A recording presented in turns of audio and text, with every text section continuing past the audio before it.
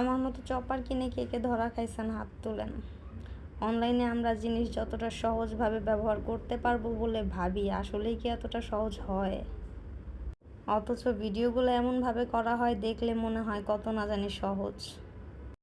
পরে যখন আবার ওদের মতো হয় না, তখন আমরা ভাবি যে মনে হয় আমরাই পারি না। কিন্তু আসলে বাস্তবে ভিডিওগুলো এমনভাবে করা হয় যাতে মনে হয় যে অনেক সহজ, বাট করতে গেলে পরে বোঝা যায় যে এগুলো শুধু একটা ভ্রম।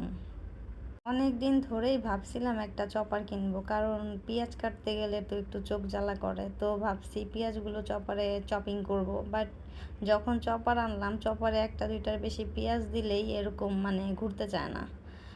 আর চাপ দিতে গেলে তো মনে করেন অনেক প্রেশার দিতে হয়, শরীরে যত শক্তি আছে সব।